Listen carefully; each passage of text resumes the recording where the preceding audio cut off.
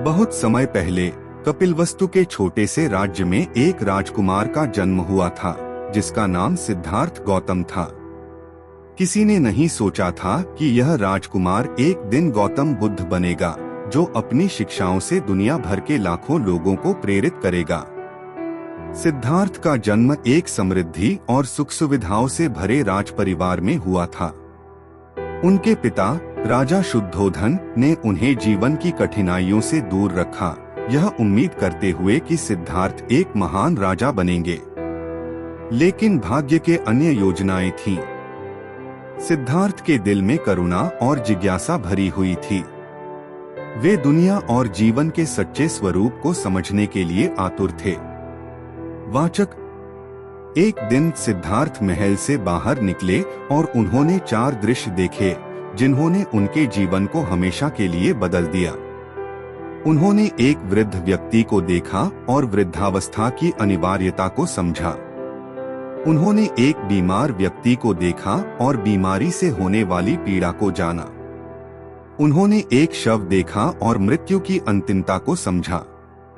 अंत में उन्होंने एक सन्यासी से मुलाकात की, जिसने सांसारिक सुखों का त्याग कर आध्यात्मिक सत्य की खोज की थी। इन दृश्यों से विचलित होकर सिद्धार्थ ने जीवन के दुखों का उत्तर खोजने के लिए अपना राजसी जीवन छोड़ने का निर्णय लिया। यह क्षण महान त्याग के नाम से जाना जाता है। दृढ़ संकल्प और भारी दिल के साथ सिद्धार्थ ने अपने परिवार, संपत्ति और राजा बनने के भविष्य को छोड़ दिया और प्रबोधन की खोज में निकल पड़े। वर्षों तक सिद्धार्थ ने कठोर तपस्या की, उम्मीद करते हुए कि आत्मानुशासन से उन्हें सत्य का पता चलेगा। उन्होंने इतने उपवास किए कि उनका शरीर कमजोर हो गया और वे अपनी सीमा तक पहुंच गए। हालांकि उन्होंने महसूस किया कि अत्यधिक आत्मपीड़न प्रबोधन का मार्ग नहीं है।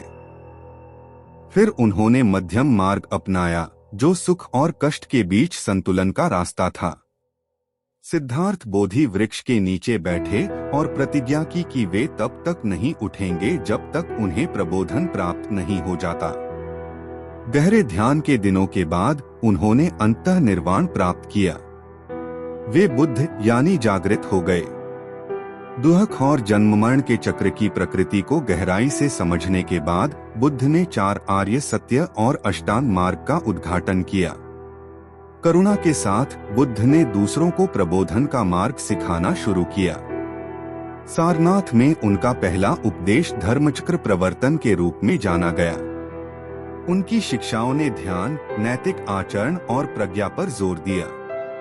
उन्होंने सिखाया कि सही समझ, सही सोच, सही वाणी, सही कर्म, सही आजीविका, सही प्रयास, सही ध्यान और सही समाधि के माध्यम से कोई भी दुहक को पार कर सकता है। बुद्ध का संदेश दूर दूर तक फैला और समय और संस्कृति की सीमाओं को पार कर गया। उनकी शिक्षाएं आज भी लाखों लोगों को प्रेरित करती हैं, उन्हें आंतरिक शांति और प्रबोधन की दिशा में मार्गदर्शन करती हैं। गौतम बुद्ध का जीवन हमें करुणा, सत्य की खोज और आंतरिक शांति के महत्व को सिखाता है। राजकुमार से लेकर जागृत शिक्षक तक का उनका सफर हमें यह दिखाता है कि सच्चा सुख भौतिक संपत्ति में नहीं, बल्कि दुहक के कारणों को समझने और उन्हें पार करने में है। हम सभी को प्रबोधन की अपनी यात्रा पर चलने की शक्ति मिले और गौतम बुद्ध की प्रज्ञा हमें मार्गदर्शन दे। याद रखें, 1000 मील की यात्रा एक कदम से शुरू होती है। इस यात्रा में हमारे साथ जुड़ने के लिए धन्यवाद। यदि आपको इस कहानी में प्रेरणा मिली हो तो कृपया लाइक करें, शेयर करें और सब्सक्राइब करें और अधिक प्रेरणादायक सामग्री के लिए